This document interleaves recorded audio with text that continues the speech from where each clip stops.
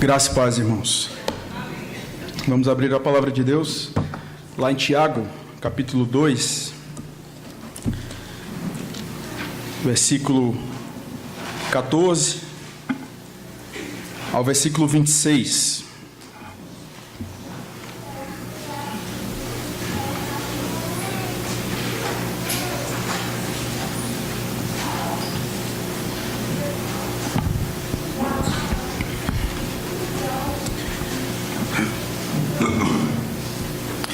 Tiago 2, do verso 14 ao verso 26, diz assim a palavra do nosso Deus.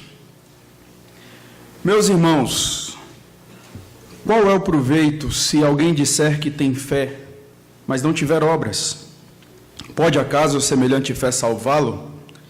Se um irmão ou uma irmã estiverem carecidos de roupa e necessitados do alimento cotidiano, e qualquer dentre vós lhes disser, ide em paz, aquecei-vos e fartai-vos, sem contudo lhes dar o necessário para o corpo, qual é o proveito disso?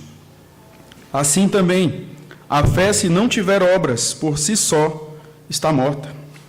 Mas alguém dirá, tu tens fé, e eu tenho obras. Mostra-me essa tua fé sem as obras, e eu, com as obras, te mostrarei a minha fé. Crês tu que Deus é um só? Fazes bem. Até os demônios creem e tremem. Queres, pois, ficar certo, ó homem insensato, de que a fé sem obras é inoperante? Não foi por obras que Abraão, o nosso pai, foi justificado quando ofereceu sobre o altar o próprio filho Isaque? Vês como a fé operava juntamente com as suas obras. Com efeito, foi pelas obras que a fé se consumou. E se cumpriu a Escritura, a qual diz, ora, Abraão creu em Deus, e isso lhe foi imputado para a justiça, e foi chamado amigo de Deus. Verificais que uma pessoa é justificada por obras, e não por fé somente. De igual modo, não foi também justificada por obras a meretriz Raabe, quando acolheu os emissários e os fez partir por outro caminho? Porque assim como o corpo sem espírito é morto, assim também a fé sem obras é morta. Nós cantamos, estou pronto para ir, Cristo amado. Pode ser que eu esqueça alguma parte da letra, eu peço que os irmãos me ajudem. Mas está certo até agora, né? E serviste ou seguiste? E seguiste onde queres que eu vá, e serviste, né? Com amor dedicado, com os meus lábios para sempre louvar. Será que nós cantamos uma verdade? Será que isso é verdade no nosso coração? Será que nós não temos o temor de repente estarmos mentindo diante de Deus? Dizemos para Deus que estamos prontos para ir, para segui-lo, aonde Ele quiser. E nós somos assim. Nós somos afeitos ao miraculoso, nós somos afeitos ao mirabolante. Mas nós nos esquecemos que o Evangelho é algo tão prático. Nós falamos para Deus que estamos prontos para ir aonde Ele quiser, mas nós não somos capazes de fazer o mínimo que Ele pede. E isso é praticar uma boa obra. Praticar uma boa obra é cumprir exatamente aquilo que a lei do Senhor determina para nós. Isso é uma boa obra. Praticar uma boa obra é seguir os mandamentos do Senhor. É fazer tão somente aquilo que Ele ordena. Mas observe, nós cantamos que estamos prontos para irmos aonde Ele quiser, mas nós não estamos prontos para de repente perdoar, não estamos prontos para de repente refrear a nossa língua, não estamos prontos para de repente colocarmos a nossa ira de lado, pagarmos o preço, sofremos o dano. Tiago ele fala sobre essas coisas, ele diz que a ira do homem não produz a justiça de Deus. Não adianta, irmãos, nós, diante do Senhor, termos uma confissão bonita, porque, de fato, o que nós cantamos em si não é errado biblicamente. Mas olhe para o versículo 19 do capítulo 2, e você vai ver que Tiago, ele levanta uma questão: crês tu que Deus é um só? Fazes bem, você está certo. Mas ele diz logo em seguida: até os demônios creem e tremem. Será que o que nós cantamos aqui impressiona a Deus? Eu creio que não. A nossa vida, as nossas obras, aquilo que nós fazemos, isso, de fato, é o verdadeiro louvor a Deus. É o verdadeiro elogio que Deus pode receber das nossas vidas.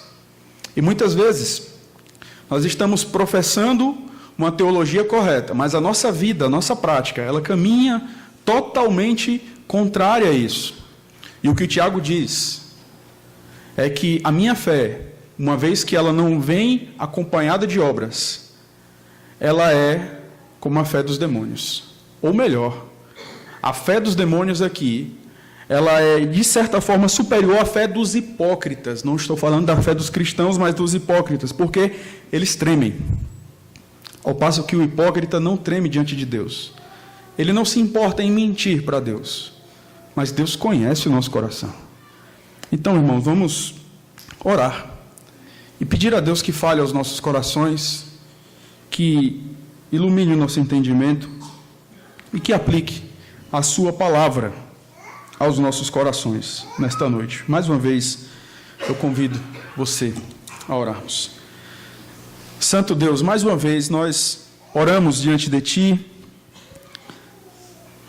Pedimos que a Tua Santa Palavra, que o Teu Santo Espírito, através da Tua Palavra, venha prescrutar o mais íntimo do nosso coração,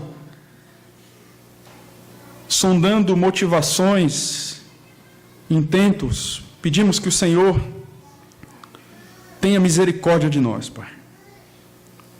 Que ao olhar para nós, o Senhor veja Cristo em nós, a justificação que Ele conquistou e imputou a nós. Somos justos não por aquilo que fazemos, somos justos por aquilo que Cristo fez por nós. Tem misericórdia das nossas vidas, Pai. Não permita, Senhor, que nós venhamos a mentir diante de Ti. Não permita, Senhor, que venhamos a ter uma visão linda do nosso cristianismo, quando na verdade estamos agindo de maneira hipócrita e pecaminosa diante do Senhor. O Senhor conhece a nossa vida, o Senhor conhece as nossas motivações. Por isso, Deus, purifica o nosso coração. Purifica, Senhor, no nome de Jesus.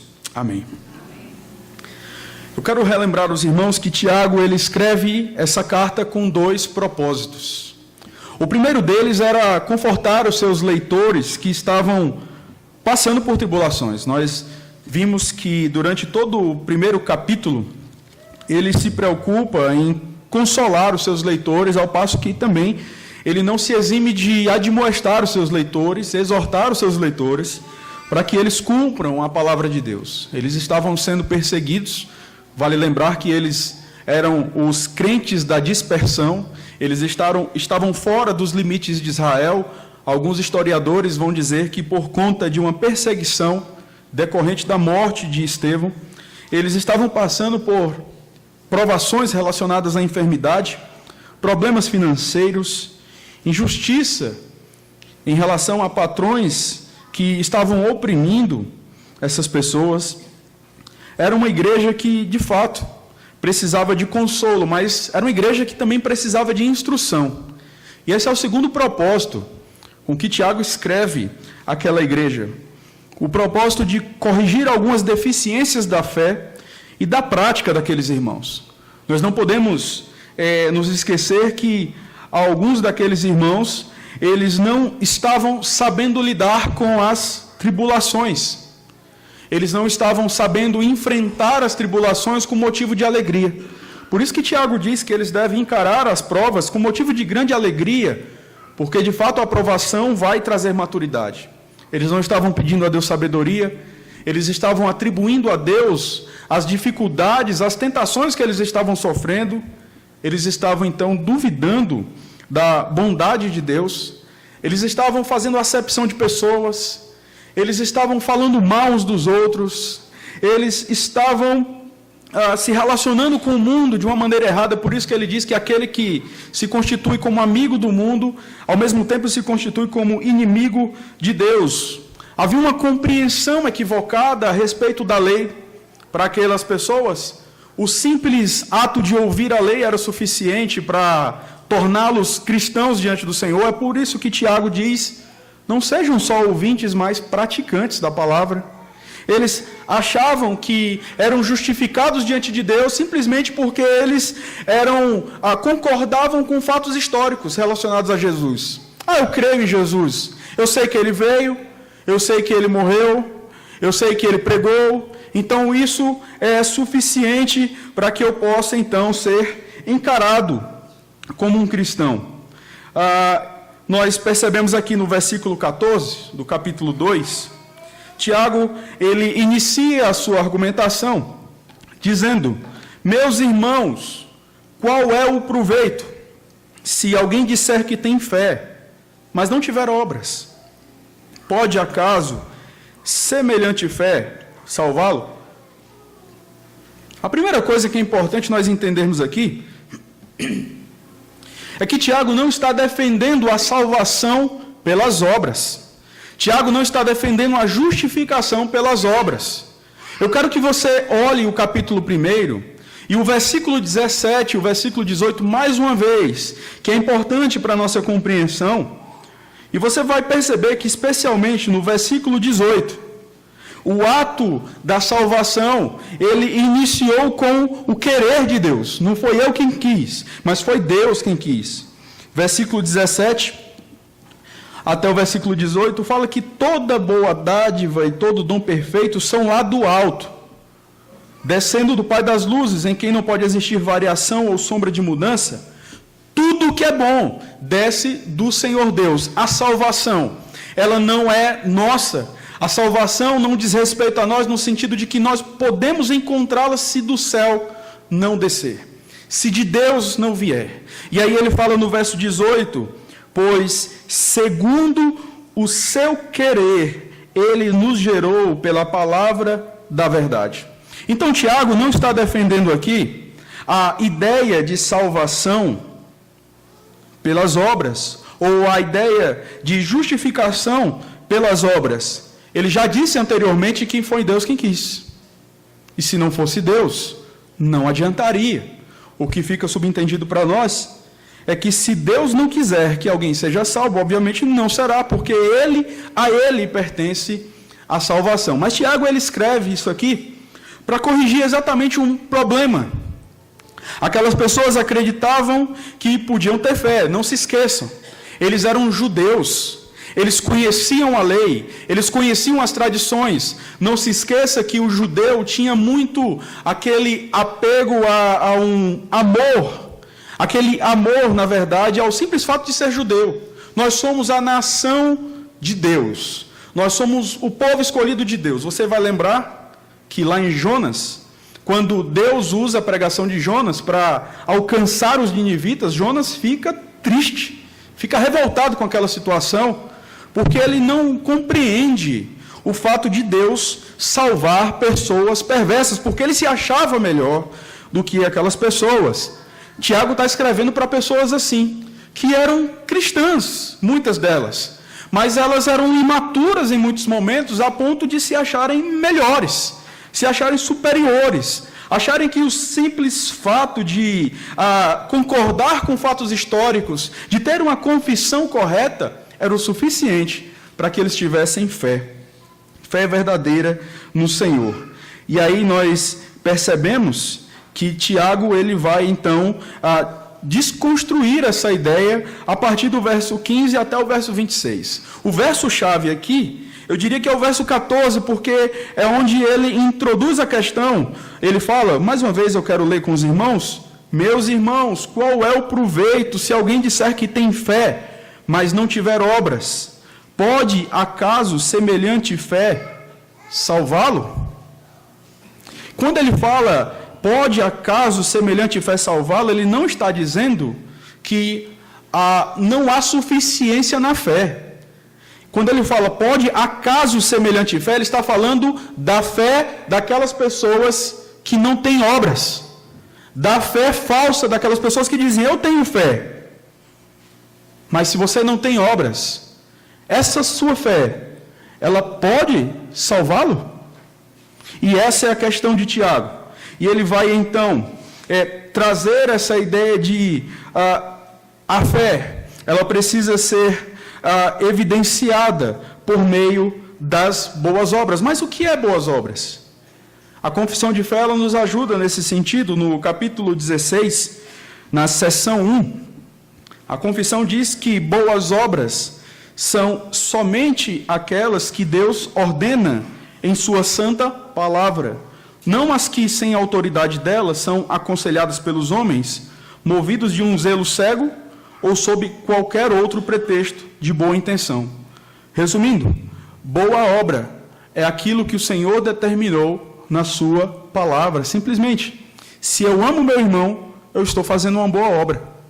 Se eu guardo o dia do Senhor, eu estou fazendo uma boa obra. Se eu adoro a Deus como o único Deus verdadeiro, eu estou fazendo uma boa obra. Se eu honro meu pai e a minha mãe, eu estou fazendo uma boa obra. Se eu não adultero, se eu não mato, se eu não venho a falar mal do meu irmão, eu estou fazendo uma boa obra. Boa obra, então, é fazer tudo aquilo que a Escritura orienta para nós. Mas o que tem sido dito por aí é que boa obra é dar água para alguém. E isso pode se constituir numa boa obra, porque eu parto do pressuposto de que eu estou ali servindo o meu irmão. Então, quando eu dou o copo com água, o ponto é, a boa obra não é o simples copo com água. A boa obra é que eu demonstro amor a ele pelo copo com água. Essa é a questão. E quando ele fala a respeito dessa questão da boa obra, será que há um desacordo aqui entre Paulo e Tiago? Porque Paulo ele enfatiza, por exemplo, a questão da salvação pela fé somente. Tiago ele enfatiza a questão das obras. Mas o problema é que nós fomos ensinados a achar que, quando se fala de boa obra, ou está se falando de seita, ou está se falando de arminianismo. Mas quando você olha, por exemplo, Efésios capítulo 2, versículo 10, você vai perceber que as boas obras, elas se constituem como o segmento normal de uma fé verdadeira em Cristo. Pois somos feitura dele, criados em Cristo Jesus, para a prática das boas obras, as quais ele preparou de antemão, para que andássemos nela. É isso que a palavra do Senhor nos diz. Paulo estava então lá em Romanos, como em Gálatas especialmente, combatendo o legalismo. Paulo estava combatendo os judeus que acreditavam que a guarda de rituais, a guarda de cerimônias, a observância de abstenção de determinados alimentos, práticas que foram ordenadas no Antigo Testamento, essas pessoas acreditavam que essas práticas serviriam como meio de justificação. E Paulo diz, não, vocês são justificados pela fé somente no Senhor. Mas o problema que Tiago está enfrentando aqui é outro. Enquanto que Paulo se depara com pessoas extremamente legalistas, que guardavam a lei do Senhor e outras coisas com o fim de serem vistos pelos homens, Tiago se depara aqui com a comunidade que, mesmo conhecendo a palavra de Deus, dizia, eu não preciso guardar a lei do Senhor. Era o oposto. Era aquilo que nós chamamos de antinomismo. Eles rejeitavam a lei. E eles diziam, não, o que basta é eu crer no Senhor. O que basta é que no sábado eu estou na sinagoga para ouvir a lei. Isso é que é importante. Por isso que ele diz, não sejam meros ouvintes, mas praticantes da palavra de Deus. Então Paulo, ele fala contra o legalismo e Tiago contra o antinomismo, contra essa rejeição ou desprezo pela lei de Deus. O que nós estamos vendo aqui, irmãos, é que fé e obras são dois lados da mesma moeda. Obras, elas se constituem uma consequência natural daqueles que têm uma fé verdadeira em Cristo. É impossível nós dizermos aqui que temos fé verdadeira em Cristo se nós não temos obras. Porque as obras, elas são o fruto daqueles que estão se conformando à imagem e semelhança do Senhor Jesus. Obras, elas são evidências que de fato nós temos uma fé verdadeira. Obras não são meios para sermos salvos. Obras são meios para evidenciarmos que fomos salvos. Essa é a questão. Tiago se depara aqui com a igreja que acreditava que o simples fato de ouvir a lei e não praticar a palavra de Deus, não colocar em prática aquilo que estava sendo ouvido, mas se eu tivesse um simples assentimento à questão daquilo que era pregado, ou seja, eu concordo com isso, eu tenho simpatia pela teologia de vocês, eu concordo que Deus é soberano, eu concordo que Deus é um, mas ao mesmo tempo essas mesmas pessoas que concordavam com todas essas questões, que tinham uma teologia ortodoxa, uma teologia firme, uma teologia correta, eram pessoas que estavam fazendo acepção de irmãos, eram pessoas que estavam falando mal das outras, eram pessoas que estavam julgando a Deus. E aí, o que eles diziam saber adiantava alguma coisa, se na prática eles estavam evidenciando que eles de fato não criam? E essa é a questão. Se a nossa vida ela caminha num rumo contrário àquilo que nós professamos, nós não cremos nisso, sinceramente. A nossa crença sincera no Senhor, a nossa crença na palavra de Deus, ela é evidenciada como verdadeira, se ela carrega consigo os seus frutos. E aí, irmãos, eu quero falar hoje sobre isso, sobre a verdadeira fé em Cristo. A verdadeira fé em Cristo é evidenciada por obras. Em primeiro lugar, nós vemos aí do verso 15 ao verso 17 que a verdadeira fé se evidencia por obras de misericórdia. Ele vai exemplificar, muito embora nós entendamos e vamos ver mais na frente, que a prática de boas obras se estende muito mais do que a obras de misericórdia, não só obras de misericórdia, mas o simples fato de obedecer à lei de Deus. Tiago, ele resolve exemplificar essa questão com obras de misericórdia.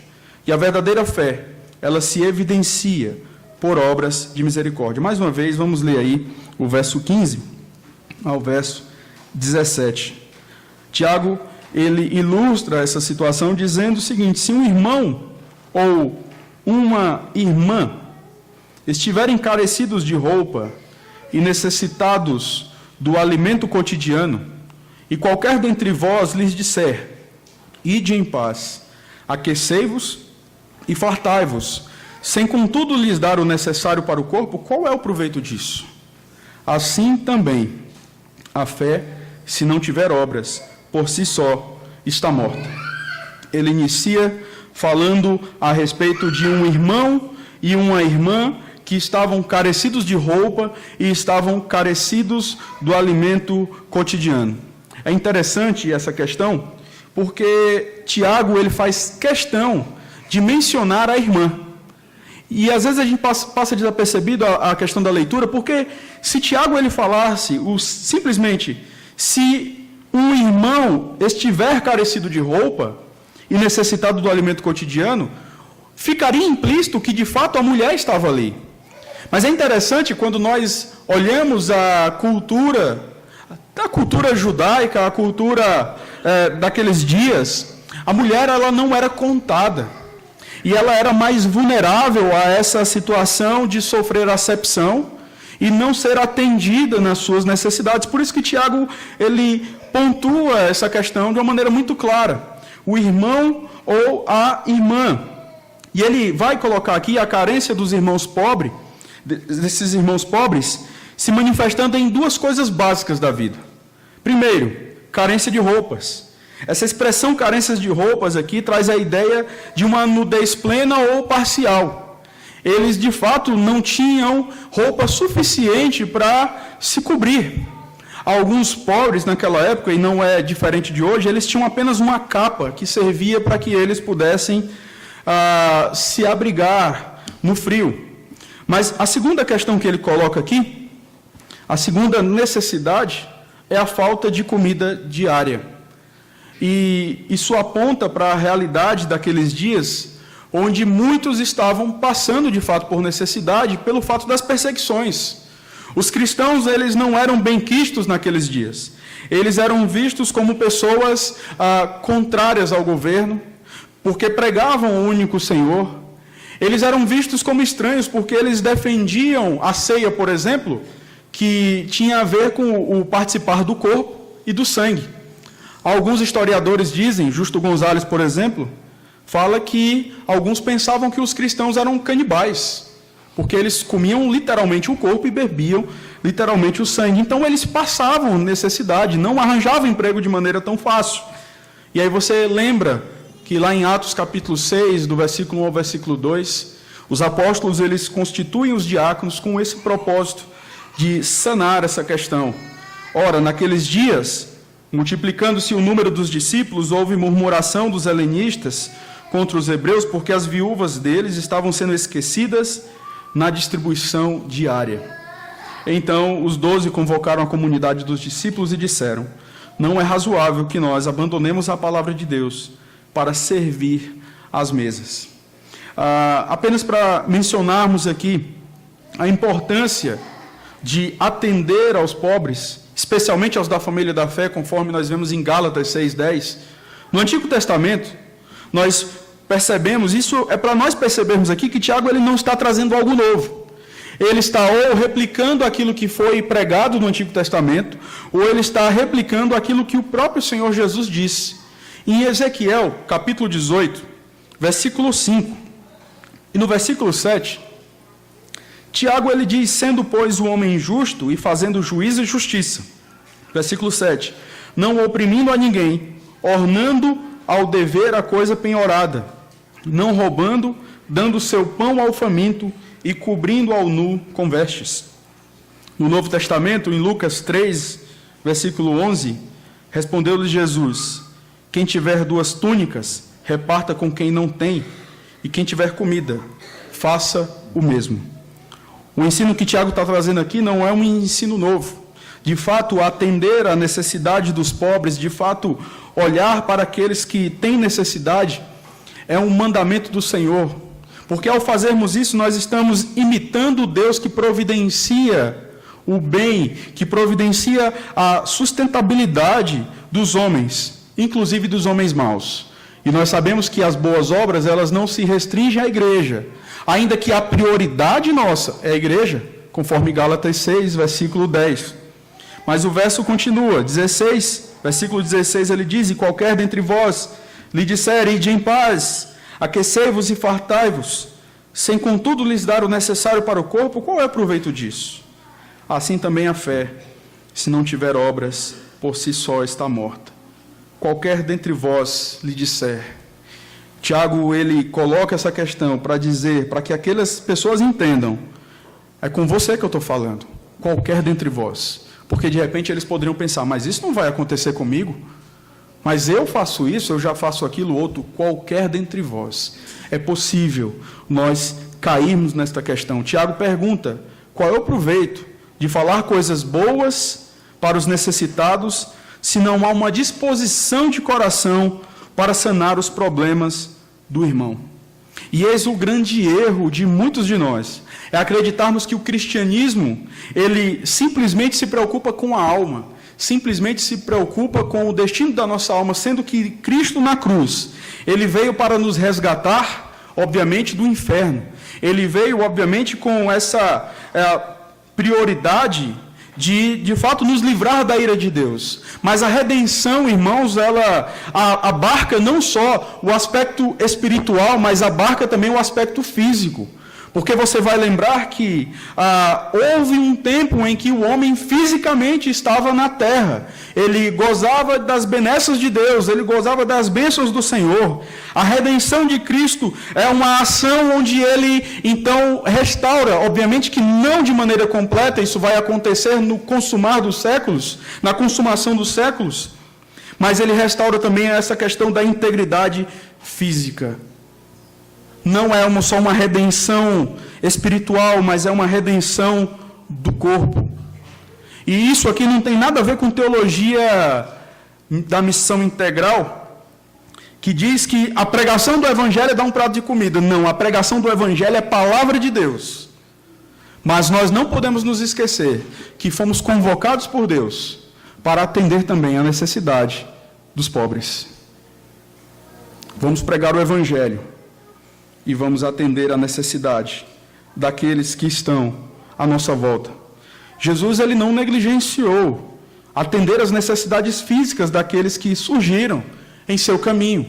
E aí você tem, por exemplo, lá Mateus 15, versículo 32, Jesus dizendo, e chamando Jesus os seus discípulos, disse, tenho compaixão desta gente, porque há 3 dias permanece comigo e não tenho o que comer, e não quero despedi-la em jejum, para que não desfaleça pelo caminho.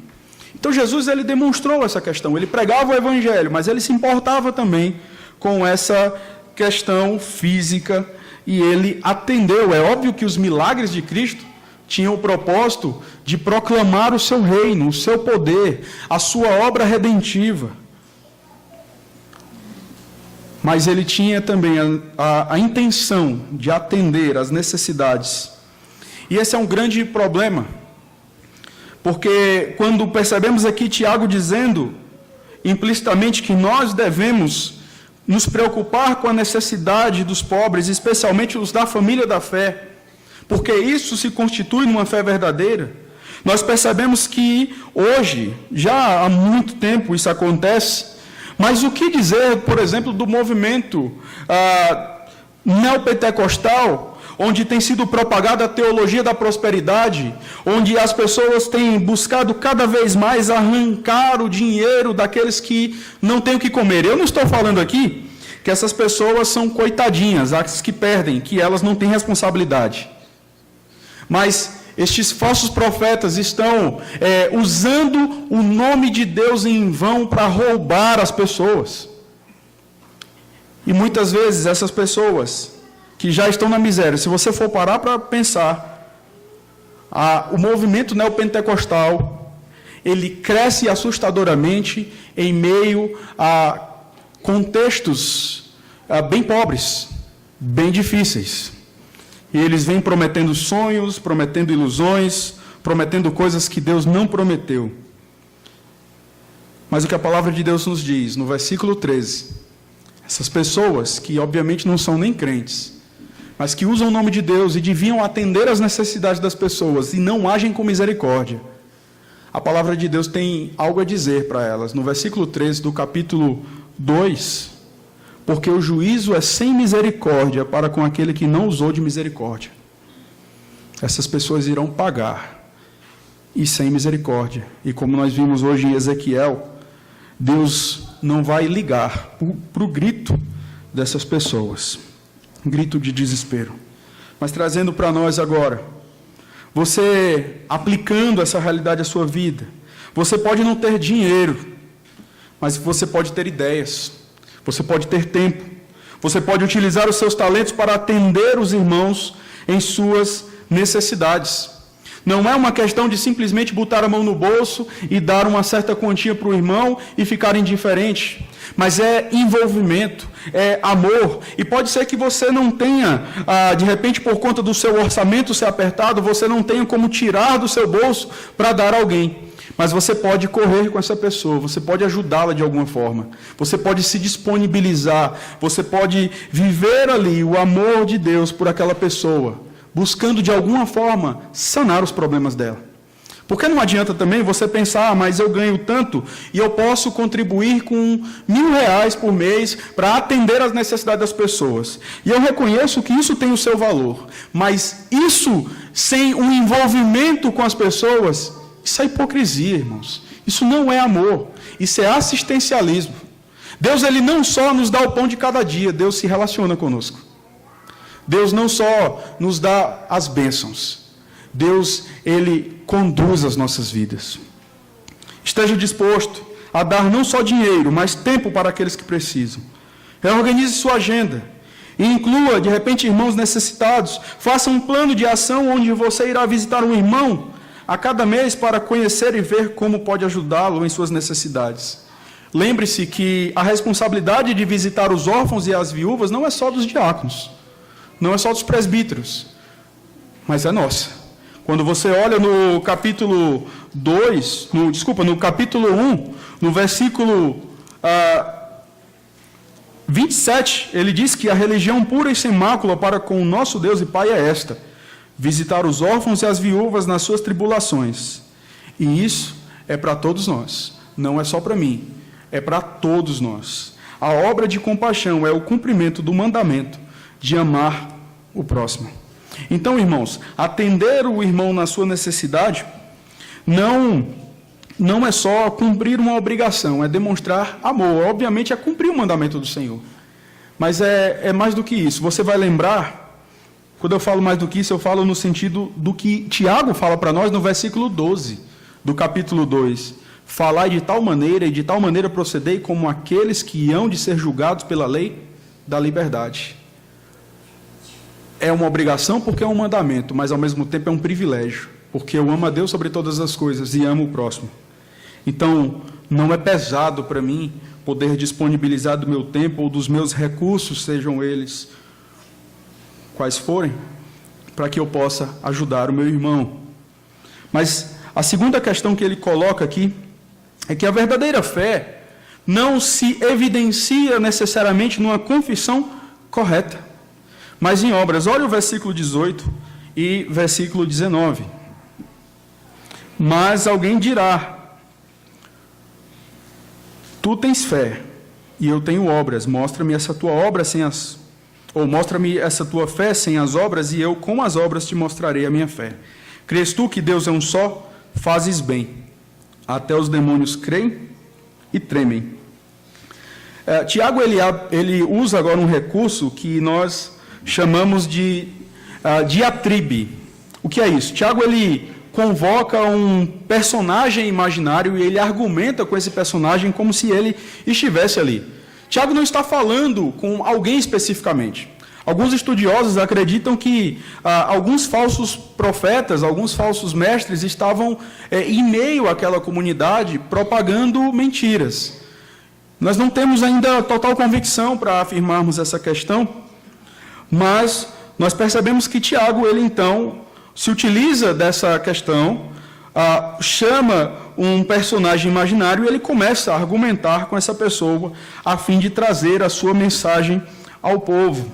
Tiago, ele diz aí no verso 18, tu tens fé e eu tenho obras. Mostra-me essa tua obra mostra-me essa tua fé sem as obras, e eu com as obras te mostrarei a minha fé. Ele coloca aqui duas pessoas no verso 18. A primeira pessoa é o incrédulo.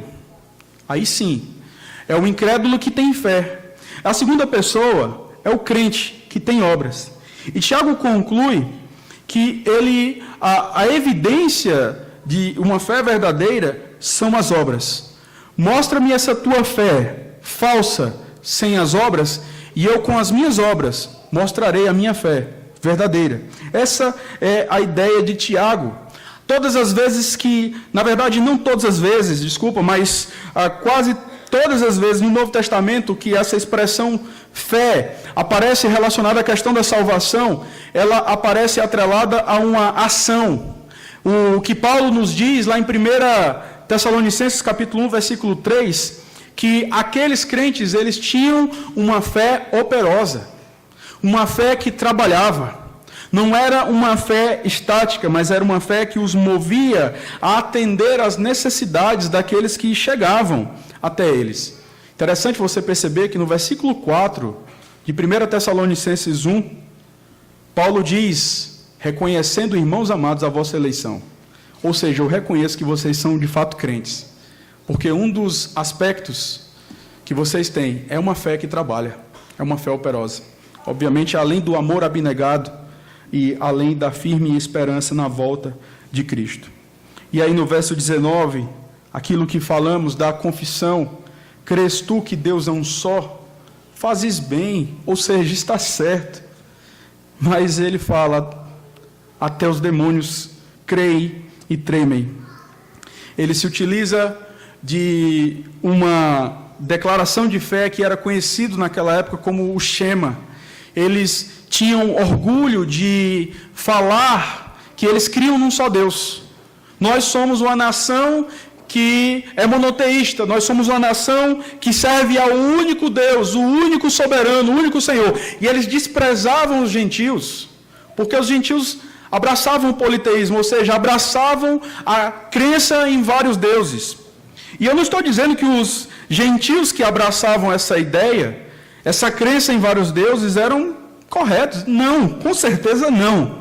Mas eles tinham um orgulho, uma vaidade de dizer, eu creio nesse Deus maravilhoso que criou os céus e a terra, e você não crê. Havia um orgulho, uma vaidade espiritual naqueles irmãos, naquelas pessoas, pecaminosas, digamos assim, melhor dizendo.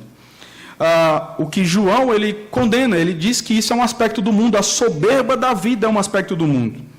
Mas o que é impressionante é Tiago dizer que, olha, tudo bem, vocês creem que Deus é um só, ok, correto, mas até os demônios creem e tremem. O que significa para mim e para você que não adianta nós termos uma confissão correta diante de Deus. Não adianta nós dizermos simplesmente que Deus é soberano e crermos nisso, se a nossa vida não tem repercussão dessa crença. Se a nossa vida não evidencia a nossa crença nesse Deus que é Senhor sobre todas as coisas. Você pode dizer que é calvinista, você pode dizer que abraça os símbolos de fé, você pode dizer que concorda com Calvino, que concorda com Lutero, com Zwinglio, que concorda com Jonathan Edwards e com tantos expoentes da teologia reformada, mas se a sua crença, a sua declaração de fé não encontra repercussão na sua vida, a sua fé não passa como a fé dos demônios. Que, muito pelo contrário, ele acrescenta que os demônios não só creem, eles tremem. E é isso que o hipócrita, ele não sente diante de Deus. Medo. Porque, irmãos, parece que nós não temos ciência de que estamos diante de um Deus que é fogo consumidor. Estamos num encontro solene com esse Deus nesta noite. Será que isso não causa temor nos nossos corações? Pelo fato de repente, sermos exortados, confrontados com uma vida que não agrada a Deus. Os demônios, eles tremem. E o que é interessante você perceber em várias narrativas, você vê os demônios onde eles falam que eles sabiam quem era Jesus. E eles falavam, Jesus, eles reconheciam, enquanto outros não reconheciam. Eles confessavam que Jesus era o Filho de Deus. Obviamente, não com um coração piedoso, mas eles reconheciam. A teologia deles era correta em certos momentos, porque eles falavam a verdade. Princípio reformado, verdade, a verdade de Deus é verdade, não importa na boca de quem esteja. Até na boca do diabo, é verdade. Se o diabo diz que Deus é soberano, isso é verdade. Não é porque o diabo diz que nós não vamos concordamos com aquilo que a Escritura nos revela. Além de crer, eles tremiam, pois eles sabiam do poder de Cristo. Ao passo que o hipócrita, ele não treme diante da santidade de Deus. Ele se contenta com uma confissão estéril, uma confissão que não tem frutos.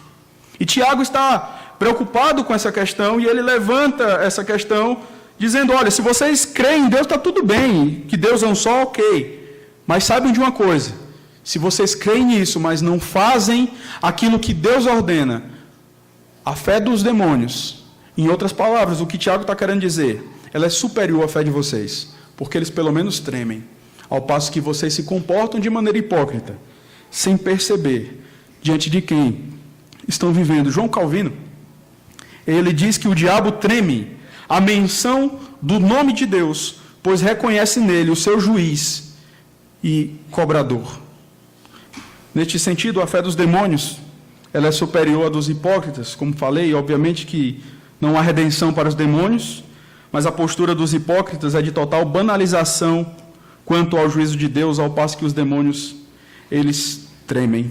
Então, Tiago, ele desconstrói essa ideia de que os judeus, aqui no seu contexto, eles tinham que, não, nós cremos no único Deus, nós temos uma confissão correta, mas não importa se nós não praticamos a verdade de Deus. Esse pode ser o nosso caso, ou o caso de alguns.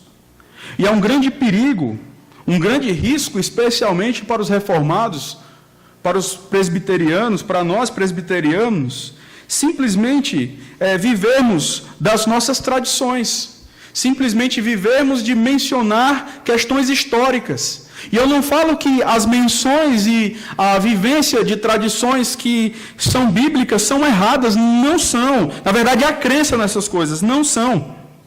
Mas, irmãos, parece que há uma certa vaidade entre alguns de nós, entre muitos de nós, pelo simples fato de nós sermos diferentes dos pentecostais. Porque, de repente, nós conhecemos algumas coisas a mais. E entenda, o que Tiago está falando aqui não é contra o conhecimento. Tiago não está falando aqui contra alguém que se debruça nos estudos, alguém que lê Calvino, alguém que lê essas pessoas. Tiago está falando aqui de alguém que crê, mas não vive aquilo que crê. Essa é a questão.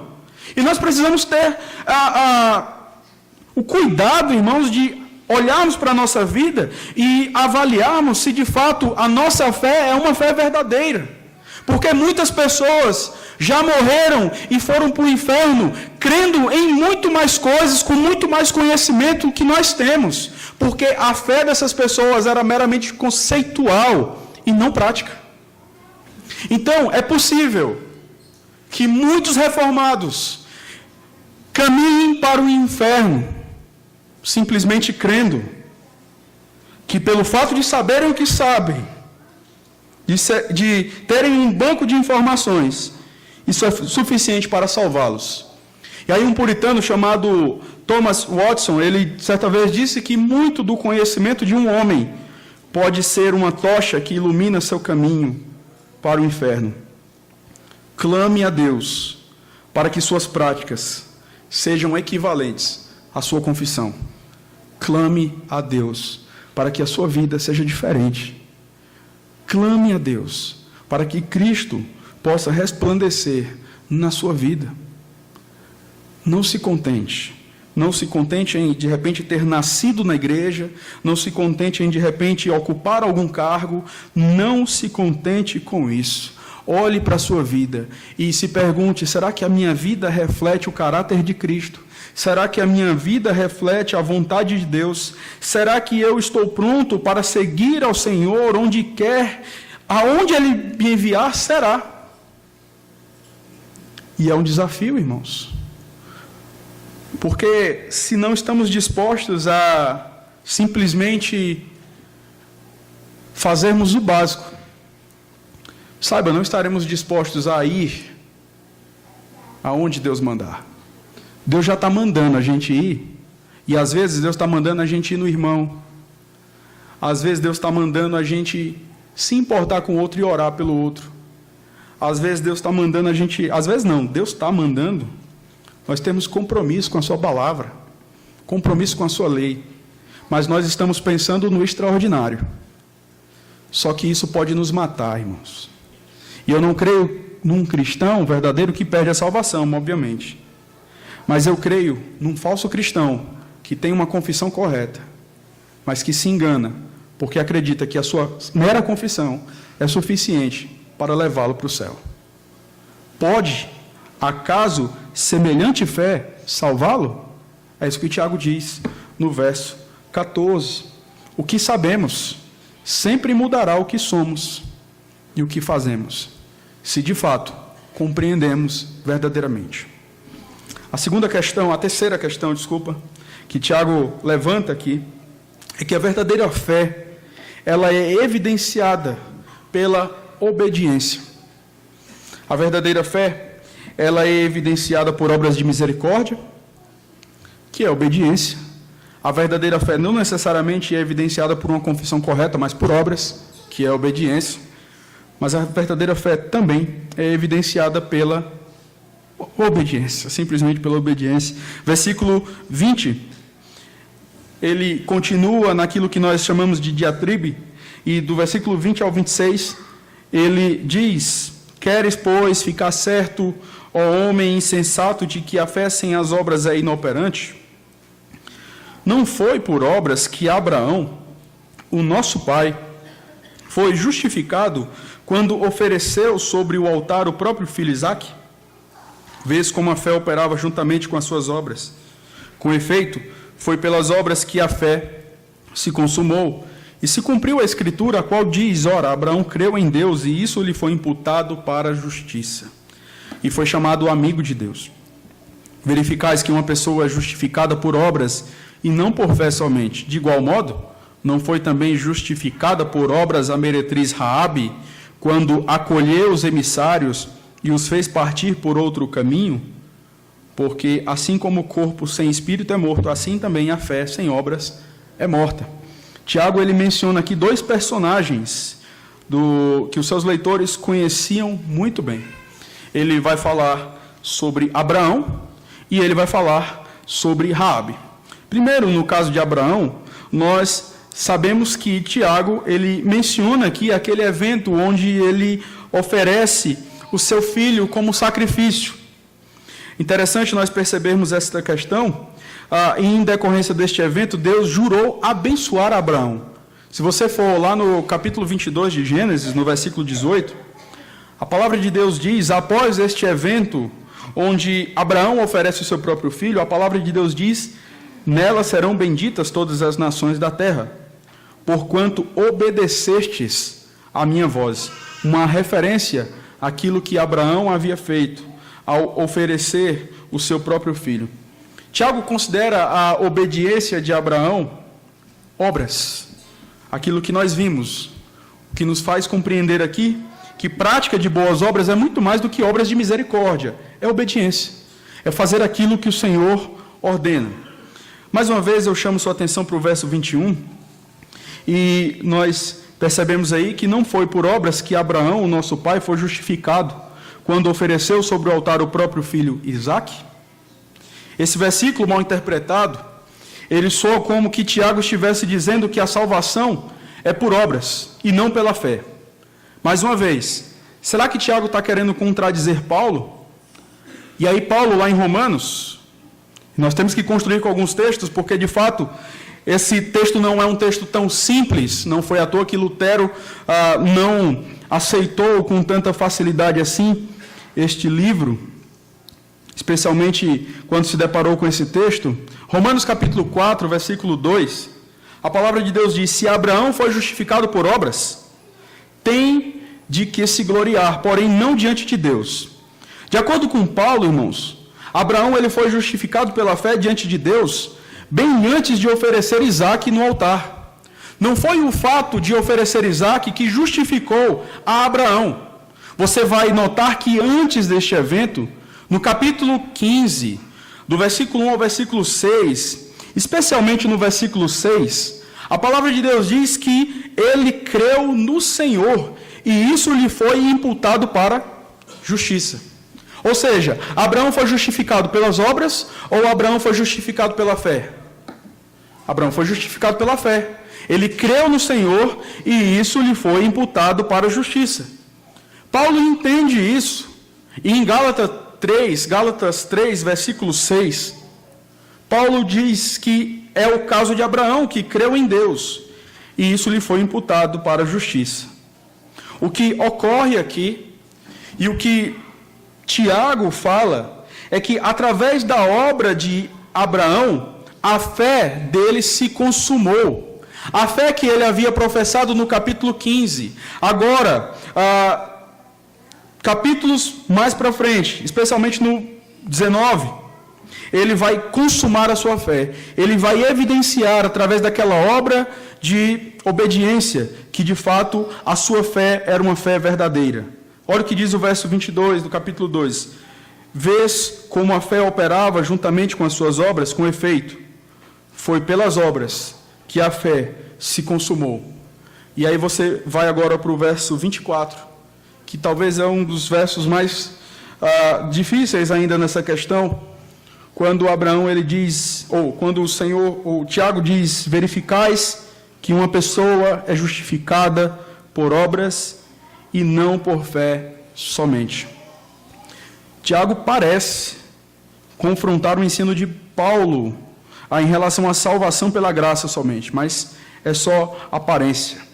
Paulo estava combatendo o legalismo judaico, conforme falei para vocês, ao passo que Tiago estava, de fato, combatendo pessoas que diziam que era possível ser crente sem obras. Lembre-se daquilo que eu falei. Fé e obras são dois lados da mesma moeda. Nós somos justificados, obviamente, pela fé. Mas a fé ela não vem sozinha. Ela necessariamente tem os seus frutos. Assim como nós podemos comparar a fé à raiz de uma árvore. Mas essa raiz, ela é viva quando ela demonstra isso por meio dos seus frutos. Uma árvore que não dá frutos, há algum problema aí. Nós daremos frutos, e esses frutos são boas obras, e isso evidenciará que, de fato, nós temos uma fé viva no Senhor. Tiago está combatendo aqui os hipócritas. Quando Tiago fala que uma pessoa é justificada por obras e não por fé somente, ele está lembrando do verso 14. Quando pessoas diziam, e Tiago ele fala isso, ele fala: meus irmãos, qual é o proveito se alguém disser que tem fé, mas não tiver obras? Tiago está dizendo que essa fé não justifica, porque é uma fé falsa. Essa é a questão que Tiago levanta aqui. Mas ele menciona um outro personagem, Raabe. E interessante, porque você percebe Tiago falando de Abraão, você percebe Tiago falando de Jó, você percebe Tiago falando de Elias, pessoas que eram respeitadas no meio judaico. Mas ele vem agora e fala de Raabe. Raabe, obviamente, era conhecida, mas você vai lembrar que Raabe, ela foi uma prostituta. E isso, Tiago, ele não se preocupa em esconder. No verso 25, ele diz isso: de igual modo, não foi também justificada por obras a meretriz Raabe, quando acolheu os emissários e os fez partir por outro caminho? Perceba, os judeus, eles eram altamente orgulhosos pelo fato de dizerem: nós temos um pai, Abraão. Ele é o nosso referencial.